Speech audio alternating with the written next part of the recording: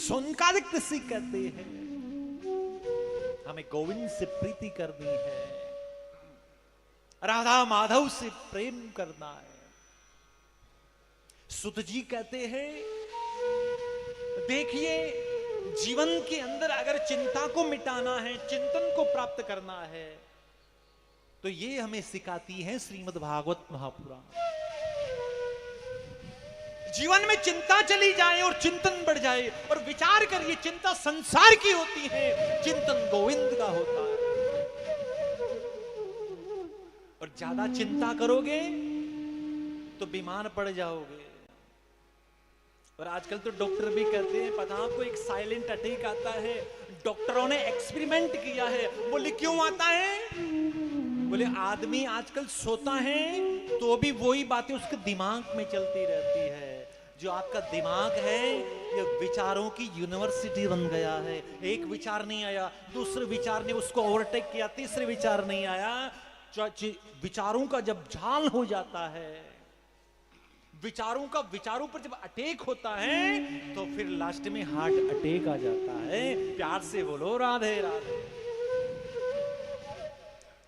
इसलिए चिंता नहीं करनी चाहिए। एक बड़ी सुंदर सी बात है कि चिंता ने चिता से कहा कि तू मुर्दों को जलाती है और मैं जिंदा को जलाती हूं। प्यार से बोलो राधे राधे। चिंता से आदमी भीतर जलता है। चिंता संसार की होती है, चिंतन गोविंद का होता है।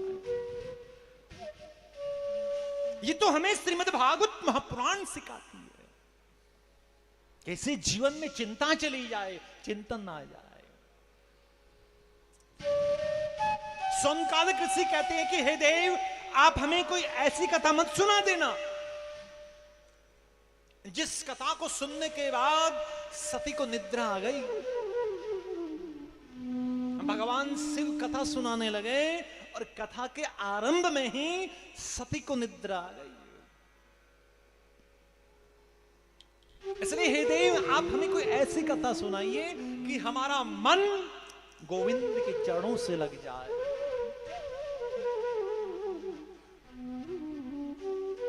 सुत जी महाराज कहते हैं सोनकादिक ऋषियों से, मुझे अच्छी तरह याद है कि जो भागवत है ये इसका अधिकार, इस कथा श्रवण का अधिकार हर किसी को प्राप्त नहीं होता है। जिसके ऊपर गोविंद कृपा करते हैं उसको ही कथा सुनने का अधिकार मिलता है। कथा सुनने कौन आते पता है आपको?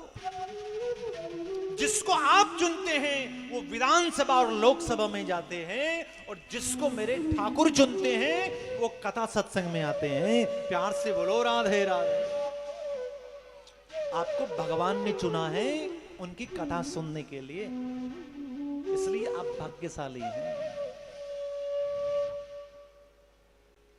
इसलिए संत सत्पुरुष कहते हैं कि समय रहते इससे पहले ये पंच तत्वों से बनी काया मुट्ठी पर राख हो जाए, जन्मांतरित भवेत पुण्यम तदा भागवतम लवेत। इस जन्म का लाभ ले लेना चाहिए। इस जन्म का लाभ इसी में है, मरने से पहले एक बार भगवान की कथा जरूर सुन लेनी चाहिए।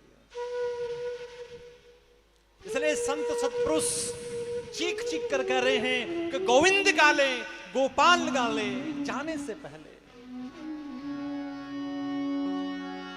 जीवन का सार यही है कि गोविंद गाले।